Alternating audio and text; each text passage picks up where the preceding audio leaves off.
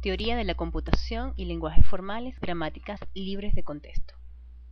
A ver, su definición, el árbol de derivación, el concepto de ambigüedad, los algoritmos de simplificación de este tipo de gramáticas, las formas normales en las que podemos llevar estas gramáticas, parsing y ejemplos de la vida real. Como vimos, lo que hemos tratado hasta ahora son los lenguajes regulares, bien sea la máquina, autómatas finitos, la gramática regular y la expresión regular. Y también las propiedades que definen a estos lenguajes y cómo saber discriminar cuando un lenguaje es o no es regular. Lo que vamos a hacer ahora es hacer exactamente lo mismo, pero a nivel del lenguaje más complejo, como son los lenguajes libres de contexto, que según la jerarquía de Chomsky son los lenguajes tipo 2, llamados independientes de contexto o libres de contexto, cuya máquina que lo reconoce es el llamado autómata de pila, y la gramática es la gramática independiente de contexto o libre de contexto. Recordemos que una gramática desde el punto de vista lingüístico no es más que un modelo que me permite expresar el proceso de comunicación a nivel de la comprensión y generación de la lengua en términos generales. Cuando vimos lo que era la gramática, bien sea formal o no, no es más que una especificación que nos iba a permitir expresar la estructura del lenguaje, es decir, de cada una de las cadenas que forman parte de ese lenguaje. Lo importante es que la gramática va a ser una gramática que no debería cubrir la ambigüedad, que debería ser predictiva. Recordemos que forma parte de una teoría y que debería tener cierto grado de aplicación. Recordemos que las gramáticas generativas que fueron desarrolladas por Noam Chomsky en los años 50 nos permitían entonces expresar o explicar, entre otras cosas, cómo los hablantes de una lengua son capaces de producir y de entender oraciones. Y entonces los diferentes constituyentes de esta gramática nos iban a permitir, a través de un mecanismo, digamos, general, producir y entender estas oraciones. Vimos que estamos constituidos por 4 componentes: las variables, los terminales, las producciones y el símbolo de arranque de la gramática. Y también entendimos, cuando vimos gramáticas regulares, que el detalle estaba en la forma de las producciones, es decir, en qué cosas podía tener yo en la cabeza y en el cuerpo de la producción.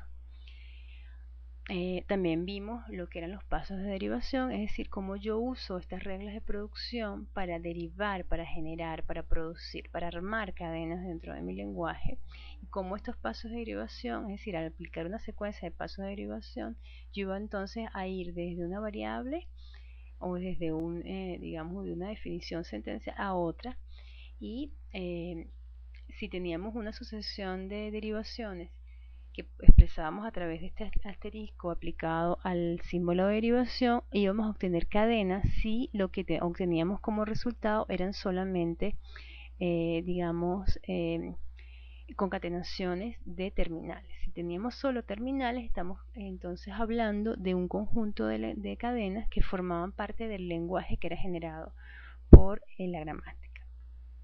En particular, las gramáticas libres de contexto son digamos, gramáticas generativas que tienen una forma de producción muy particular. En primer lugar, tenemos en la cabeza de la producción una variable y solamente una variable. Y en el cuerpo, como vemos acá, podemos tener, digamos, una combinación de variables o terminales, incluyendo a epsilon, tal como nos está indicando esta expresión que está acá. El lenguaje que es generado a partir de producciones de este tipo son lenguajes que son libres de contexto. Veamos un ejemplo. Vimos en el momento en que detectamos por el lema del bombeo que este lenguaje 0 a la n, 1 a la n, es decir, un bloque seguido de ceros y un bloque de unos con la misma cantidad de ceros y de unos, no era un lenguaje regular. En este caso, ese lenguaje, además de no ser regular, es un lenguaje libre de contexto. Fíjense que si yo trato de enumerar las cadenas que están incluidas en ese lenguaje, por supuesto es un lenguaje infinito porque n va del 0 al infinito. Yo podría, por ejemplo, la primera cadena, cuando n es 0, no es más que la cadena vacía. ¿Por qué? Porque tendría 0 la 0, que es la cadena vacía, 1 la 0, que es la cadena vacía, concatenado con la cadena vacía, pues es la cadena vacía. De manera que esta cadena cumple la condición que me está expresando el lenguaje. La siguiente cadena sería cuando n es igual a 1. Tengo 0, 1. Cuando n es igual a 2, 2 0, 2 1, y así sucesivamente hasta el infinito. Bien, lo que trato de poner de aquí en adelante no es más que la gramática, es decir, el conjunto primero de variables, el conjunto de terminales, las producciones, que también es un conjunto que lo estamos especificando acá, y el símbolo por donde vamos a arrancar, en este caso la variable s. Bien, esas producciones son estas que están acá. Fíjense qué estoy haciendo yo acá. Primero que nada, produciendo directamente a la cadena vacía, lambda. Luego produciendo a una concatenación del terminal 0, el terminal 1 al final de la cadena, e internamente colocando la misma variable s. Es decir, esta producción va a sustituir s por 0s1. O también se podría escribir de forma abreviada, es decir, el hecho de que yo tenga la misma cabeza en ambas producciones, yo podría entonces colocar una sola vez esa cabeza y entonces enumerar todos los cuerpos que tienen la misma cabeza. Eso se hace de esta manera, a través de este símbolo, de este pipe. Yo simplemente estoy diciendo que con la misma cabeza de producción S tengo los cuerpos de la cabeza vacía y de este que está acá. Bien, estos pasos, que además, si se dan cuenta, son recursivos, me está dando el caso base y el caso recursivo, son dos reglas que me permiten generar este lenguaje infinito. Pero por supuesto este modelo es un modelo finito de ese lenguaje. Si recordamos en qué consistía la derivación, cuando vimos gramáticas regulares, lo que tenemos que entonces es partir desde S y sustituir S por, en este caso, por la segunda producción, que es esta que está acá. Estoy colocando en negrita cuál es la variable que estamos escogiendo para la derivación. Luego entonces sustituyo esta S por la misma producción que es esta, y así sucesivamente. Fíjense que estoy haciendo constantemente la sustitución por la segunda producción hasta que llegamos a esta, y entonces decido sustituirla por la primera producción. Y entonces la primera producción sustituye esta S por el carácter, la cadena vacía. Como la cadena vacía es el elemento neutro de la concatenación, pues sencillamente me da esta cadena donde vemos que el número de ceros en bloques es exactamente igual al número de 1 en bloques. Y vemos que S que es la variable de arranque de mi gramática, a través de múltiples derivaciones, fíjense, por eso es lo que está indicando este símbolo con el asterisco, me está generando esta cadena, y esa cadena está en el lenguaje 1. La gramática del ejemplo 0 a la n, 1 a la m, la podemos ver en JFlat de la siguiente manera. Él me presenta una casilla para editar la cabeza y para editar la producción. En este caso estamos colocando exactamente las mismas producciones que tenemos en la definición gramatical. Bien, aquí podemos ver cómo podemos hacer un parser. El parser no es más que hacer la derivación para poder obtener las derivaciones necesarias para poder obtener la cadena 0, 0, 3 ceros y 3 unos. Y lo que vamos a ver entonces es cómo, voy a ver la tabla de derivación, cómo él me va a colocar acá, cómo se va derivando la cadena a partir del símbolo de arranque, que en este caso es el símbolo S. Vemos que hacemos el siguiente paso y él me indica cuál es la producción que está aplicando. El siguiente paso simplemente me muestra la producción que aplica y cómo queda en la sustitución, y así sucesivamente hasta que él termina. Él ya no me deja hacer ningún otro paso, pues ya no hay más nada que derivar.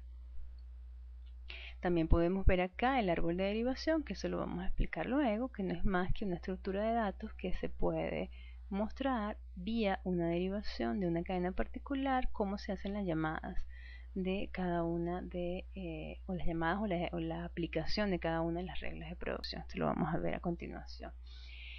Otro ejemplo que podemos ver es el siguiente. Tengo 0 a la n, 1 a la m cuando n es mayor estricto que m. El lenguaje puede ser como el que vemos acá, un 0, 3 ceros, cualquier cantidad de ceros en donde la cantidad de ceros siempre es mayor estricto que la cantidad de unos. La gramática es la siguiente, tendría entonces un 0 o cualquier cantidad de ceros, pero esa misma cantidad de ceros siempre va a tener entonces una cantidad de unos menor. Por ejemplo, derivamos acá. Tengo que escojo la última producción, 0S1, luego la misma producción, 0S1, y entonces luego estamos derivando con la segunda producción, 0S acá, 0S acá, y así sucesivamente hasta que sustituyo la S por un 0. Esa la podemos ver en JFlap. Vamos a abrirla, ya la tengo preparada. Estas son las tres producciones y podemos irnos a hacer el parser de 1, 2, 3, 4, 5, 1, 2. Entonces quiero ver la tabla de derivación. Ahí nos va a ir mostrando cuál es la producción que se va tomando hasta llegar a obtener la cadena con 5 ceros y 2 unos. Otro lenguaje que podemos resolver con gramáticas libres de contexto son los lenguajes de todos los binarios palíndromes, que tampoco es regular. Estos lenguajes o estas cadenas binarias son, por ejemplo, las siguientes. Las estoy tratando de enumerar hasta continuación. Tengo un 0, es una cadena que cumple con la condición de ser palíndromes o también llamados binarios Capicúa. El 1, pues ¿qué? Porque se escribe, digamos que se lee igual al derecho y al revés. Un 0 al derecho y al revés es un 0, un 1 al derecho y al revés es un 1, dos ceros al derecho y al revés son dos ceros. Esto si lo escribo al revés es exactamente la misma cadena al revés y al derecho. Fíjense acá, tengo la misma cadena al revés y al derecho. La gramática va a estar compuesta por estas producciones que están acá. Fíjense cómo puedo derivar yo este 0, cómo derivo el 1, cómo derivo, esta es una cadena impar, una cadena par, una cadena impar con una cadena par, y luego el palíndrome requiere tener una especie de espejo. Si coloco un 0 y un 0, internamente debo tener una cadena palíndrome. Si coloco un 1 y un 1, internamente debo tener una cadena palíndrome. Entonces la derivación, fíjense, lo que va a hacer es sustituir, por ejemplo, esta, luego tenemos la del 1, luego tenemos la del 0, y así hasta llegar a un palíndrome interno que es, por ejemplo, el 1. Y creo esta cadena que si la escribo al derecho y al revés es exactamente la misma, es decir, una cadena binaria palíndrome. Si tomamos la definición en JFlap, vamos a buscarla.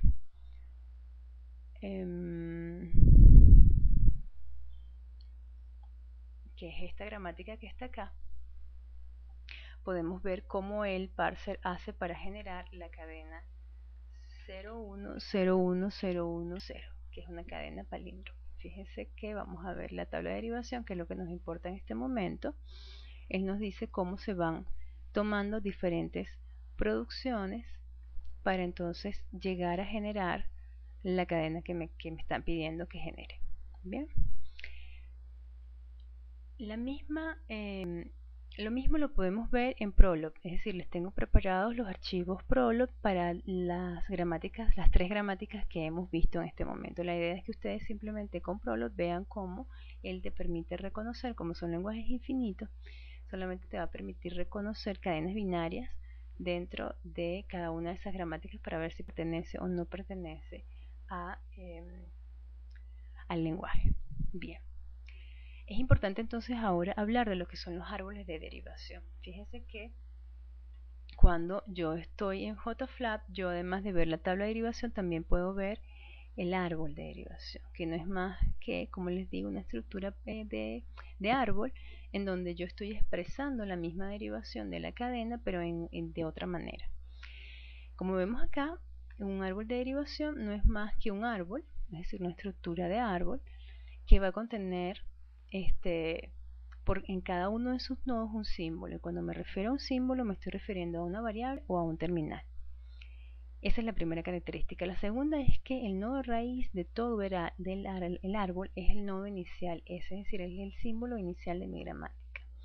Luego, como cada uno de los niveles del árbol van a estar, digamos, determinados por las reglas de producción. Recordemos que la regla de producción en una gramática libre de contexto no es más que una variable seguida de cualquier cantidad de términos o terminales o variables.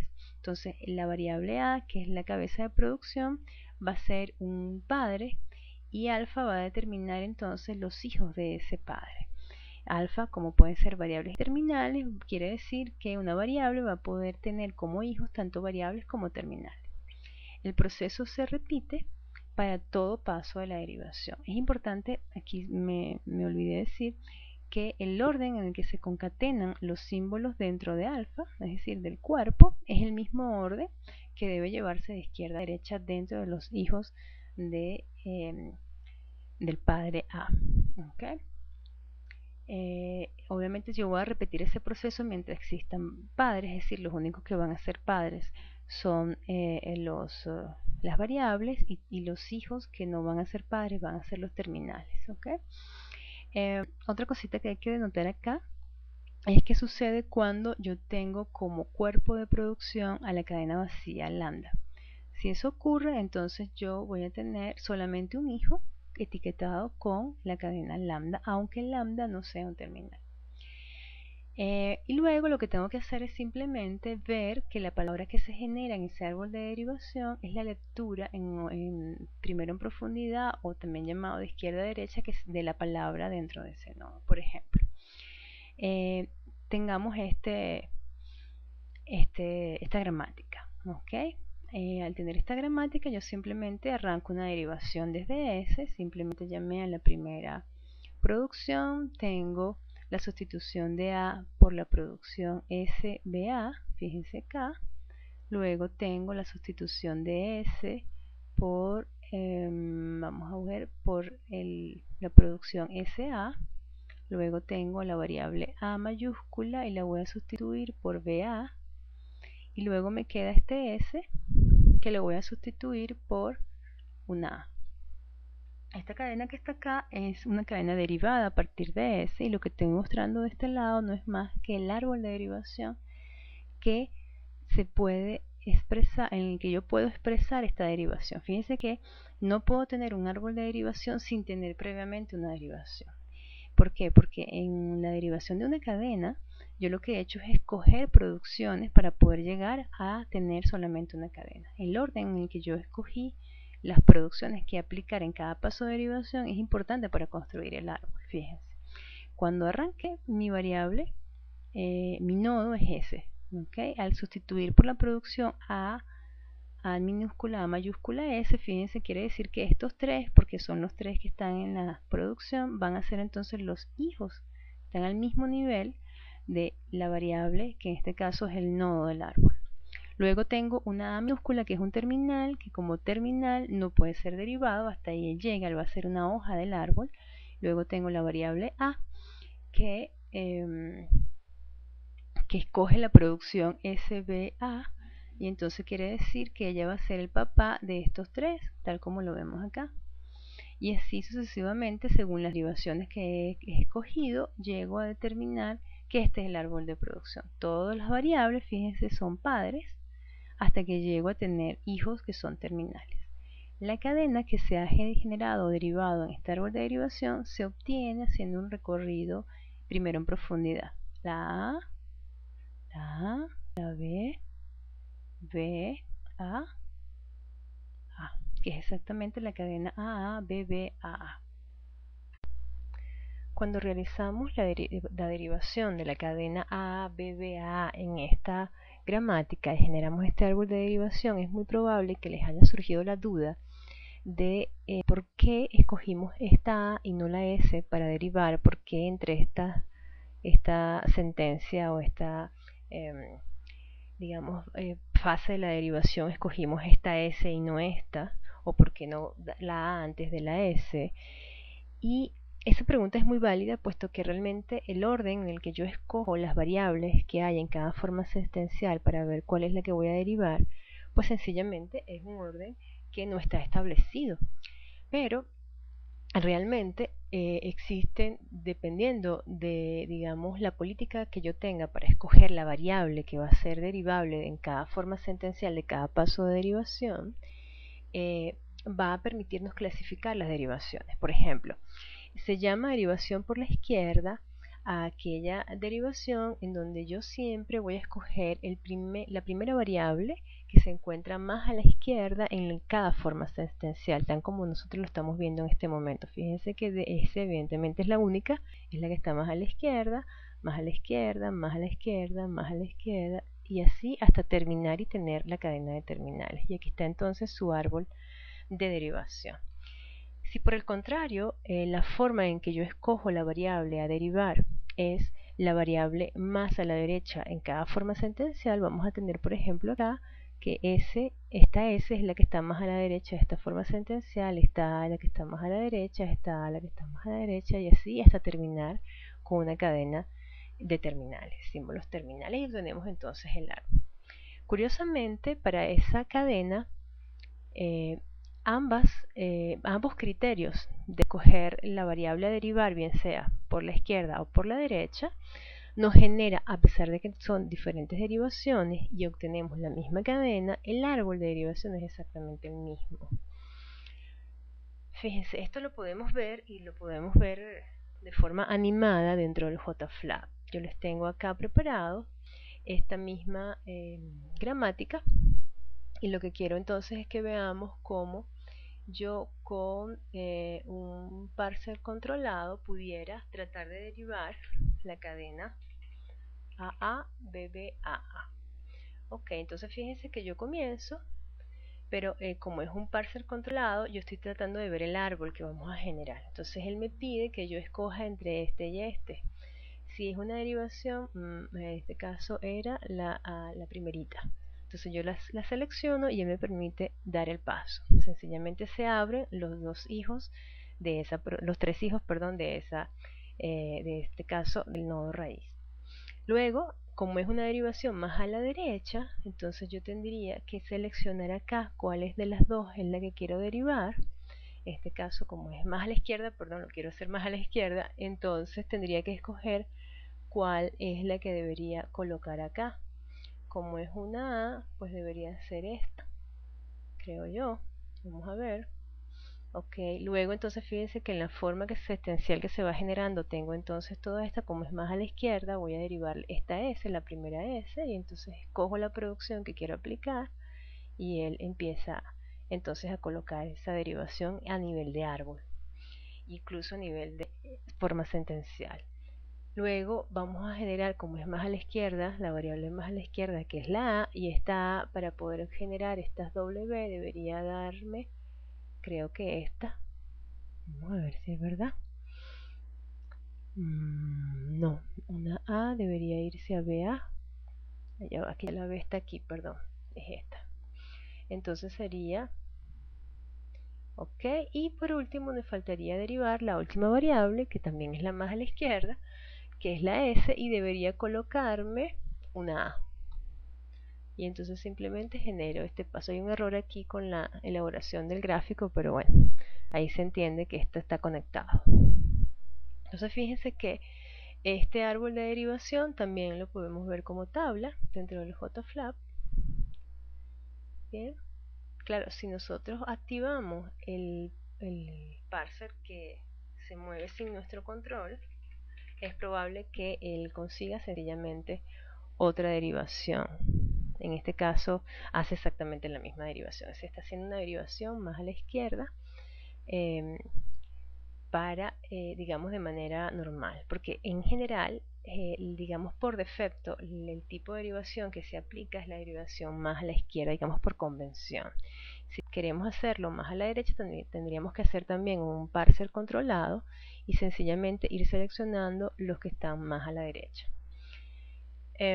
Lo importante del concepto de que existen varias derivaciones y de que además la derivación está casada con el árbol de derivación es que en algún momento vamos a tener que considerar la posibilidad de que ocurra exactamente lo contrario, es decir, de que yo para obtener una misma cadena y aplicando el mismo criterio de derivación, es decir, por ejemplo, las derivaciones por la izquierda, yo tenga varias maneras de escoger, de jugar con las producciones de mi gramática y entonces generar exactamente la misma cadena, pero tener dos árboles distintos de derivación.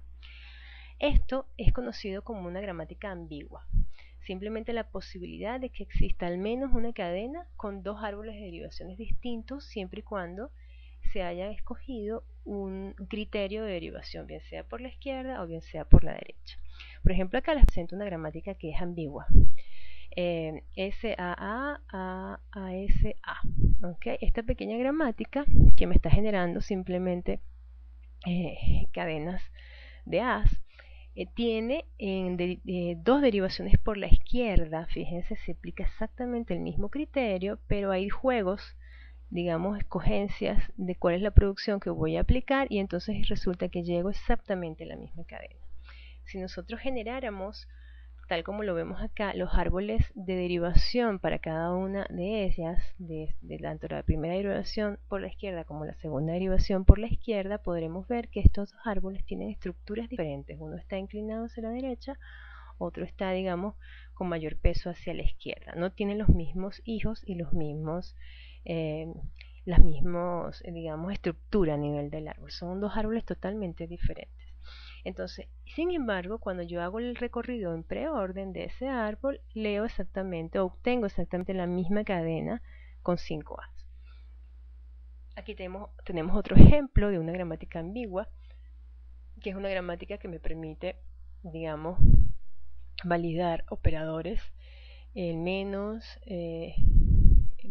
entre, digamos, expresiones y entre valores o constantes como A, B, C, D. Esta gramática es ambigua porque me permite, por ejemplo, escribir o derivar la subcadena, la cadena A, rayita B, rayita C, y admite dos árboles de derivaciones distintos. O sea, hay dos maneras de llegar a esta derivación y cada una de esas maneras generan dos árboles de derivaciones distintos. ¿Cuál es el problema con tener dos árboles de derivaciones distintos? A pesar de que genero la misma cadena y a pesar de que estoy aplicando el mismo criterio de derivación, que tengo dos interpretaciones distintas de la estructura de esa cadena. Fíjense que anteriormente vimos un ejemplo en el que sucedía exactamente lo contrario. Yo aplicaba dos formas diferentes o criterios diferentes para derivar, y sin embargo el árbol era exactamente el mismo. Es decir, yo tengo dos maneras de decir lo mismo, y esto pasa, por ejemplo, en nuestro idioma, y eso está bien, eso es riqueza del lenguaje. Pero ¿qué sucede cuando digo una cosa, o sea, exactamente la misma cadena, pero la puedo interpretar de dos o de tres o de más formas? Cuando eso ocurre, entonces existe la ambigüedad. Existe la posibilidad de que la interpretación en un momento pueda ser esta, o que la interpretación en otro momento pueda ser esta. Las gramáticas van a ser ambiguas siempre y cuando entonces tengamos para una misma cadena dos árboles de derivación diferentes. Pero este concepto puede ir un poco más allá, pues podemos hablar de lenguajes inherentemente ambiguos cuando todas las posibles gramáticas que lo puedan generar son ambiguas. Por ejemplo, el lenguaje que vimos anteriormente, en donde estaba generando un número con este factor de cantidades de A's, era ambiguo, como lo vimos, porque existía al menos una cadena donde tenía dos árboles de derivación. Resulta que yo puedo transformar esa gramática en una gramática equivalente como esta, y resulta que esta gramática no es ambigua. Por lo tanto, el lenguaje no es inherentemente ambiguo. Es decir, necesito que absolutamente todas las gramáticas que lo puedan generar sean ambiguos para poder decir que el lenguaje es ambiguo. Como aquí existe al menos una gramática que no es ambigua, ya el lenguaje deja de ser inherentemente ambiguo. Aunque es un concepto un poco extraño, puesto que incluso demostrar que una gramática es ambigua es un algoritmo que no es decidible, e incluso con mucho más razón demostrar que un lenguaje es inherentemente ambiguo no es posible de forma decidible. El concepto a nivel teórico, es decir, según la teoría de la computación, existen lenguajes inherentemente ambiguos, aunque sean bastante extraños. Bien, vamos a la parte de lo que es la simplificación de las gramáticas libres de contexto. ¿Qué sucede con nuestras gramáticas libres de contexto? Ellas, digamos, tienen la posibilidad de tener en la cabeza una variable y en el cuerpo de la producción cualquier combinación de terminales y variables, incluyendo a la cadena vacía lambda. Bien, cuando hablamos entonces de simplificación de las gramáticas, no es una simplificación, digamos, en el término que generalmente uno utiliza para referirse a que vamos a reducir la cantidad de producciones o vamos a reducir el tamaño de las producciones o de las variables o algo así. No, no se trata de eso. Vamos a simplificar las gramáticas con el objetivo futuro de poder entonces de manera sistemática e incluso decidible poder aplicarle a cualquier gramática libre de contexto esta simplificación y poder transformarlas a formas canónicas. Vamos a ver cuáles son esas formas canónicas que nos permita posteriormente trabajar digamos con algoritmos que recorran esas gramáticas, bien sea de forma ascendente o descendente, para entonces reconocer o generar cadenas. Por tanto, la simplificación va a generar, digamos, a lo contrario que uno podría pensar, va a generar entonces más producciones, incluso hasta más variables. Pero realmente tenemos que pensar que la simplificación es para estos algoritmos, más no para el ser humano. Entonces nosotros como diseñador inicial de la gramática, lo que vamos a hacer es diseñar la gramática, es decir, las producciones de la gramática sin pensar en ningún tipo de forma canónica, sin pensar en ninguna estructura en particular, sino simplemente hacemos nuestra gramática libre de contexto y luego aplicamos estos algoritmos de simplificación que tienen un orden muy específico. En principio debemos eliminar las producciones nulas, es decir, las producciones que producen directamente la cadena vacía, las producciones unitarias, las producciones que tienen símbolos y producciones inútiles, o las que se llaman, vamos a ver, digamos, los símbolos que son derivables y los símbolos que no son alcanzables desde el símbolo inicial. Bien, comenzaremos por las producciones nulas, es decir, ¿qué sucede con una producción nula? Una producción nula no es más que una cabeza, una variable en la cabeza y en el cuerpo la cadena vacía lambda. La idea es que una gramática no contenga estas producciones innecesariamente. ¿Por qué? Porque si yo tengo una producción de este tipo, lo que quiere decir es que con un paso de derivación yo voy a sustituir y voy a colocar en algún sitio, voy a concatenar a la cadena vacía. La cadena vacía a nivel de concatenación es el elemento nulo. O sea, yo no hago absolutamente nada con colocar la cadena vacía. Sin embargo, gasto un paso de derivación. Es decir, soy realmente ineficiente porque cada vez que yo concateno la cadena vacía, pues estoy gastando recursos en el proceso del computador. Entonces, lo que se quiere es que solamente exista la posibilidad de tener la producción nula cuando el lenguaje realmente tiene a la cadena vacía dentro de sus cadenas. Pero si la gramática, perdón, el lenguaje que genera la gramática no tiene a la cadena lambda, que es la cadena vacía dentro de sus cadenas, entonces lo mejor es que ella no tenga producciones nulas. Y así yo me evito tener que concatenar en un paso de derivación algo que sencillamente no está agregando terminales. Entonces la idea, por ejemplo, para verlo intuitivamente, es que supongamos que yo tengo estas dos producciones, una producción nula como esta y una producción que incluye a la variable a, que es capaz de derivarme y colocarme una cadena vacía.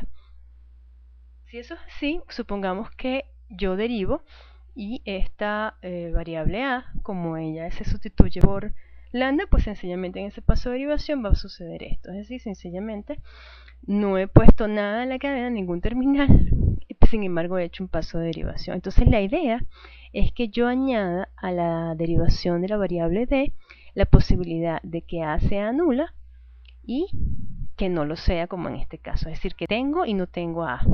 Y entonces podemos eliminar esta producción sin ningún problema. ¿Okay? Es decir, la idea con estas simplificaciones, con cualquiera de las simplificaciones, es que obtengamos gramáticas equivalentes, es decir, que con diferentes producciones y diferentes cantidades de variables, yo genere exactamente el mismo lenguaje. Entonces, la idea es que estas sustituciones no alteren el lenguaje que se está generando. Por ejemplo, si además b, que es esta variable, también es una producción nula, entonces tendríamos que considerar qué sucedería cuando a es nula, qué sucedería cuando b es nula y qué sucedería cuando ambos a y b mayúsculas son nulas. Entonces, la idea, que es lo que le voy a expresar a continuación, es que nosotros primero identifiquemos cuáles son esas variables que son capaces de producirme directamente a la cadena vacía, es decir, algo como esto, donde tengo el símbolo de la producción, o derivarme a través de la aplicación de varios pasos de producción, o de derivación a la cadena vacía. No es lo mismo ser producido, o sea, la variable aquí está produciendo directamente a la cadena vacía y aquí la está derivando a través de varios pasos de derivación. Entonces la idea es poder identificar cuáles son esas variables en principio. Una vez que yo identifico esas variables, hay que sencillamente, sistemáticamente eliminar todas estas producciones nulas, porque es el objetivo que quiero al simplificarlo, y añadir las producciones que compensen esta eliminación. Obviamente conservando, como ya dije, la equivalencia a nivel del lenguaje que están reconociendo ambas gramáticas. El algoritmo es bastante simple. Lo que trata de buscar este algoritmo es que en este conjunto, obviamente tiene como entrada una gramática en cualquier forma, no hay ninguna restricción para poder aplicar este algoritmo en la gramática, y entonces va a recibir o va a generar como salida un conjunto n llamados n sub i, que son variables nulificables, por eso la n, y porque no sabemos cuántas veces vamos a iterar dentro de este ciclo. Entonces, sencillamente el último que vamos a obtener como resultado va a ser las variables que van a ser llamadas nulificables de esa gramática. Entonces comenzamos cuando i vale 0, de manera que n sub 0 van a ser todas las variables que son capaces de derivarme directamente a la cadena vacía. Bien, entonces simplemente tengo ahí mi conjunto de variables. Y lo que tengo que hacer es repetir este ciclo muchas veces hasta que llegue a la parada, que es que el conjunto anterior el anterior sea igual al actual. Entonces, por ejemplo, acá, ¿qué es lo que vamos a hacer para cambiar del conjunto anterior al actual? Simplemente unirlo con aquellas, fíjense, aquellas variables a tal que en su cuerpo, ¿sí?, yo tenga solamente variables que en el paso actual, ¿sí?, son nulificables. Es decir, tengo que tener dentro del cuerpo de esta producción solamente variables que son nulas, de manera que al yo concatenar variables que todas pueden ser nulas, o mejor dicho, la cadena vacía, al concatenarlas, pues sencillamente me va a dar la cadena vacía, por tanto la variable a también va a generar a la cadena vacía. Cuando yo termino, entonces sencillamente tengo que parar y entonces obtener mi conjunto nulificable. Por ejemplo, acá, supongamos esta gramática. Tengo acá 1, 2, 3, 4, 5 variables, tengo a los dos terminales A y B, y tengo todas estas producciones. Fíjense que tengo producciones nulas como la de C, D y la de D, perdón, la de C, la cadena vacía, y D, la cadena vacía. Estas son producciones que n sub 0 van a entrar como variables nulificables, ¿no? De manera que el n sub 0 justamente son aquellas producciones que directamente en su producción me generan a la cadena vacía. Por tanto, tengo C y a D el n sub 0. Luego, al siguiente paso, lo que tengo en el n sub 0 lo voy a unir con todas aquellas variables, por ejemplo, en este caso, en donde los cuerpos, por ejemplo acá, tengo esta producción. Tengo que ver si el cuerpo de esta producción, si todos los elementos del cuerpo son nulificables, es decir, están en el conjunto de variables que son nulas, en este caso C y D. Entonces, si lo vemos, no es así porque tengo a y tengo a b y ellas no son nulificables. Por tanto, aunque tenga C y a D, ellas todas concatenadas no me van a dar a la cadena vacía. Veamos esta producción. Tengo en su cuerpo dos variables C y D, pero ambas pueden ser nulificables. Si ambas son una cadena, la cadena lambda al mismo tiempo, esta concatenación me va a dar lambda, de manera que A también pasa a ser una variable nulificable, por eso yo la agrego acá. Y entonces esto me da como resultado, esta unión de conjuntos me da esto. Entonces sigo aplicando lo mismo. Fíjense que aquí, por ejemplo, es imposible que esto sea nulo porque esto es un terminal, es imposible que esto sea nulo porque es un terminal, es imposible que esto sea nulo porque es un terminal. Aunque hay un terminal metidito de por medio, es imposible hacerlo nulo, estamos hablando solamente de variables. Entonces, cuando venimos al paso n2, entonces resulta que yo lo uno con el vacío y me da el mismo resultado. Al tener un valor n1, n2, o es decir, un valor n sub i y n sub i menos 1, con el mismo conjunto, pues sencillamente el algoritmo para e identifica a C, D y A como las variables nulificables.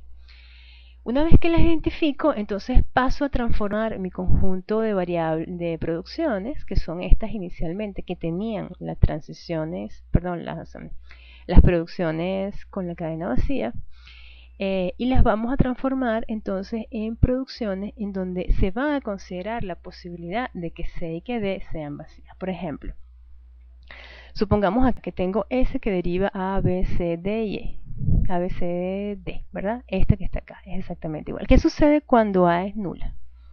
Queda de esta forma. ¿Qué sucede cuando D es nula? ¿Qué sucede cuando C es nula? Okay. ¿Qué sucede cuando, por ejemplo, C y D son nulos al mismo tiempo? ¿Qué sucede cuando A y C son nulas al mismo tiempo? ¿Qué sucede cuando A y D son nulas al mismo tiempo? ¿Y qué sucede cuando las tres son nulas al mismo tiempo? ¿Qué puede ocurrir? Puesto que B nunca es una variable nulificable. ¿Bien? Por ejemplo, acá en la A es muy interesante, puesto que A es C y D, y A de por sí es una variable nulificable. Entonces, yo tendría que considerar cuando ellas no son nulas, cuando una de ellas es nula, en este caso D, cuando la otra es nula, en este caso C, pero no puedo considerar cuando todas son nulas. ¿Por qué? Porque si la considero va a ser a la cadena vacía, concatenada con la cadena vacía, y me va a dar entonces lambda. Y precisamente es lo que yo quiero evitar, sacarme las producciones lambda. Entonces no tiene sentido que yo la agregue. Veamos este caso cuando hay terminales. ¿Qué sucede? C es una variable que es nulificable. La consideramos cuando no lo es y cuando sí lo es. Como D es un terminal, él nunca va a ser nulo, de manera que ahí estoy considerando las dos posibilidades, cuando es nulo y cuando no lo es. C, pues sencillamente al ser un terminal no hay nada que hacer y esta producción se elimina. Acá pasa lo mismo, esta producción se elimina y me queda B y D, pero D es una variable nulificable, por tanto faltaría considerar cuando ella es la variable vacía. Este mismo procedimiento lo podemos ver en Celfa. Fíjense, yo tengo acá un archivo, vamos a montarlo ahorita en Celfa, que simplemente está definiendo los terminales, los no terminales, el símbolo de arranque, las producciones, tal cual como ustedes lo ven aquí en Celfa, el dólar pasa a ser el símbolo que nos permite identificar la cadena vacía. Y lo que voy a hacer en este momento es irme a Celfa y pegar ese código que me permite sencillamente identificar cuáles son las variables nulas de una gramática. Vamos a ver que está tardando un poco. Aquí tengo entonces mi gramática. Como les digo, el dólar es la cadena vacía. Y él simplemente me dice cuáles son las variables que son nulificables dentro de esa gramática. También podemos ver el mismo resultado o el mismo algoritmo simulado dentro del JFLAP. Vean que es exactamente la misma gramática y lo que trato de hacer es una transformación de la gramática. Lo que él quiere entonces es remover o eliminar las producciones lambda o las producciones nulas, ¿sí? Entonces acá yo incluso me está diciendo acá, fíjense, me está diciendo que yo necesito o identifica como nulificables a las variables D, A y C, tal como lo hacen todos los algoritmos, y yo puedo hacer entonces, si quiero incluso paso por paso, ya lo hizo todo, exactamente el resultado que hemos obtenido, solamente que él me lo pone, no me comparte pues el código, ¿cómo se llama? La raíz o la cabeza de las producciones, y me la pone una a una. Además de eliminar las producciones nulas, vamos a eliminar luego las producciones unitarias. Una producción unitaria no es más que una producción en donde el cuerpo de la producción va a estar formado solamente por una variable. Este tipo de producciones hacen ineficiente a mi gramática, puesto que vamos a cambiar una variable por otra, sin agregar ninguna estructura, sin agregar ningún terminal. Realmente no estamos haciendo nada al derivar y sustituir una variable por otra. Entonces lo que vamos a hacer es tratar de identificar cuáles son estas producciones unitarias y eliminarlas de manera de convertir la gramática de una forma equivalente sin afectar el lenguaje que estamos produciendo. Primero debemos entender el concepto de lo que es ser derivable de una variable. Por ejemplo, si tenemos la producción en donde la cabeza de producción es A y el cuerpo está formado por B porque es una producción unitaria, entonces podemos decir de que B es derivable de A. Y también podemos decir por transitividad que si B es derivable de A y además C es derivable de B, por transitividad, como vemos, podemos llegar desde A hasta C. Por tanto, C es derivable de A también. El algoritmo de las producciones unitarias nos va a permitir entonces poder determinar cuáles son estas variables, cabezas de producción, que tienen una producción unitaria. Y ese algoritmo tiene obviamente como entrada una gramática libre de contexto con sus componentes, pero con la condición de que esa gramática no tiene producciones nulas o producciones lambda. Entonces lo primero que vamos a hacer es conservar una copia del conjunto de producciones. Vamos a identificar cuáles son las variables que son derivables desde A para todas las variables del conjunto de variables, y luego vamos a identificar los pares que están formados por esas producciones unitarias, donde tenemos acá la cabeza de producción y el símbolo que está produciendo. Y para cada una de esas producciones vamos a buscar dentro de la lista de producciones donde el símbolo que es derivable de A va a tener un cuerpo, digamos, diferente de una producción unitaria, y por tanto lo que vamos a hacer es simplemente derivar, es decir, sustituir el valor de B por los cuerpos de las producciones en donde B es cabeza. Y entonces vamos a terminar de hacer esto y luego vamos a eliminar las producciones unitarias. Por ejemplo, en el ejemplo anterior, en el que vimos cómo eliminar las producciones nulas, nos quedó esta gramática equivalente.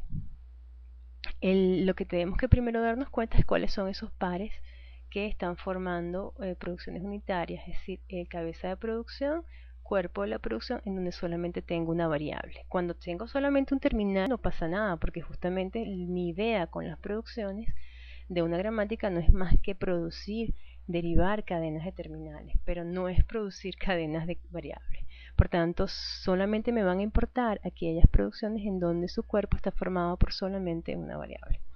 En el segundo paso simplemente nos damos cuenta para cada una de las variables que están en el conjunto de variables si ellas tienen una producción en donde solamente tengo una variable. Por ejemplo, en el caso del conjunto de la variable S, ninguna de sus producciones tiene ese caso, por tanto es vacío.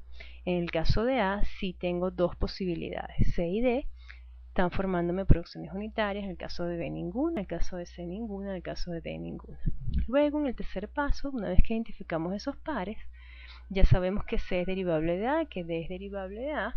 Lo que vamos a hacer es simplemente agregar las producciones en donde estamos sustituyendo a C por lo que equivale C. De manera de que en lugar de colocar que A deriva C, colocamos el cuerpo de C en su lugar. Entonces tendríamos que A mayúscula deriva A, porque A minúscula es justamente el cuerpo de C. Luego en el caso de D estamos derivando y colocando los dos posibles valores de D. Fíjense, entonces tendríamos A que deriva BD y A que deriva B. ¿Ok? Y por último lo que tendremos que hacer es simplemente eliminar las producciones unitarias, que justamente son las que queremos eliminar. En CELFA podemos ver este procedimiento, podemos identificar cuáles son esas producciones unitarias.